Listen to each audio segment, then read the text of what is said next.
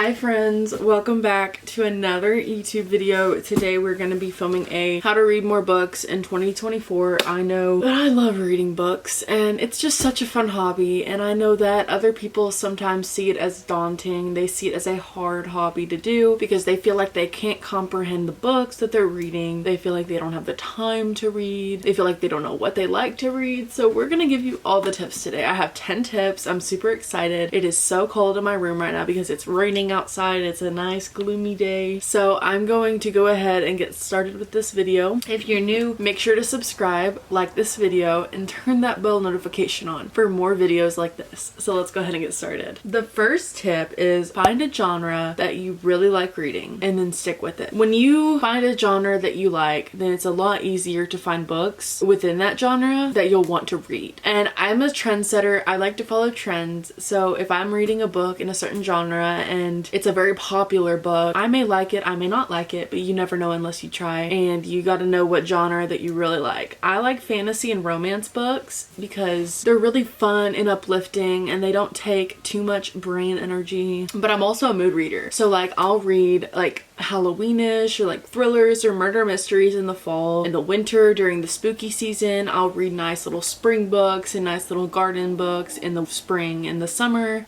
I like to read like nice little summer romance books. It just depends on what is going on in my brain right at that moment, and I will decide then and there what kind of book that I want to read based on the season of the year. So that's that first tip. Second tip is very important. It says subscribe to other booktubers and Patreons and attend the reading sprints that they host. So reading sprints are so fun. It's like a live show and they basically have like a little Pomodoro timer on, and then they'll start it for like 30-45 minutes. You just read your book, and then after that you'll talk in the comments section and you'll basically just talk about what you read, talk about what you did during the sprint, and just kind of go over everything, just chit chat. So that's really fun. Some YouTubers also host public reading sprints, so you don't even have to be subscribed to their Patreon, which is actually really nice, and I like to attend those as well. Some of the YouTubers that I like following are Gavin Reads It All, so Gavin Hetherington. I like Alexandra Rosselin. I like Haley Hughes. I like reading Katie.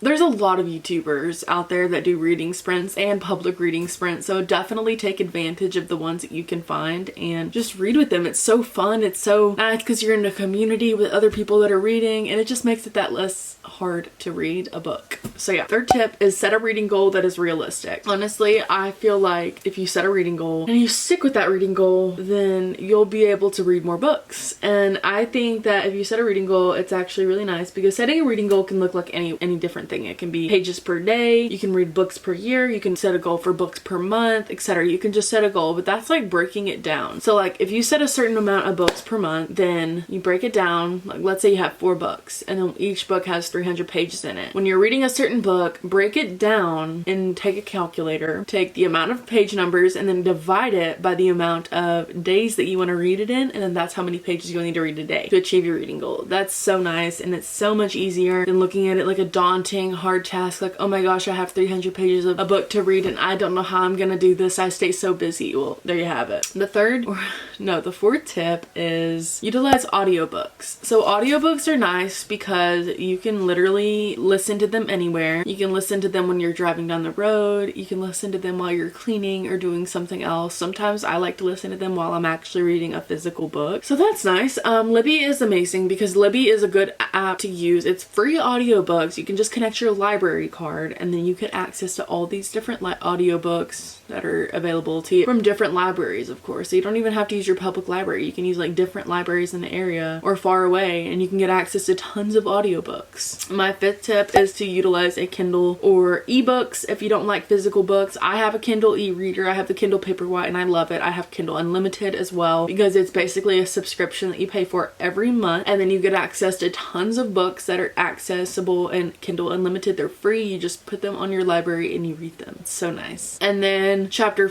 6 is read in short bursts. So if you only have 1 hour to read, then read for 1 hour straight.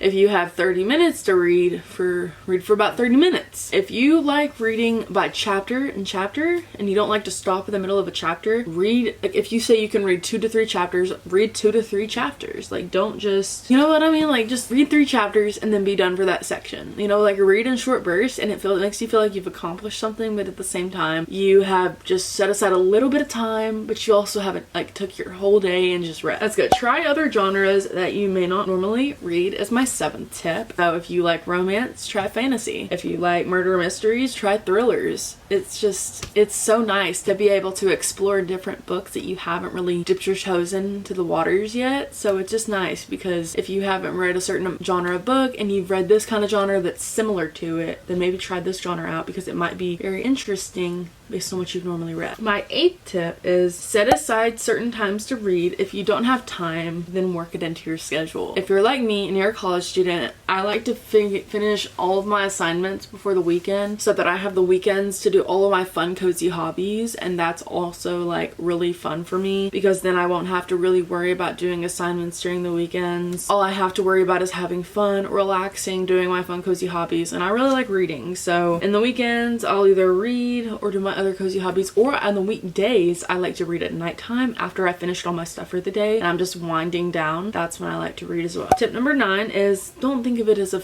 race. You know, read as much as you can, but don't get discouraged if you can't hit your reading goal. Life happens and it's okay. You know, like it's not that big of a deal. Reading is fun, but it's not going to surround your whole life unless you're like a reading influencer or anything, or if it's your job, like that's a different story. But if you just like to read for fun and you can't hit your reading goal because life happens, you have to work, you have to go to school, whatever, it's fine. Like it's not that big of a deal. And the last tip is have fun. Reading is supposed to be a fun hobby, so let's make it fun. Let's get some new bookmarks. Let's get some new books from the bookstore. Let's get our Kindle and put some new books on our library. You know, like just like motivate yourself to read. Do some different things that you like that'll motivate you to read. Get you some new books, get you some new bookmarks, get you some new reading supplies, like annotating supplies. You know what I mean? Like just mix it up and it'll make it that much more fun to read. So yeah, thank you guys so much for clicking on today's video. I love you guys so much and I'll talk to you guys on my next one. Bye!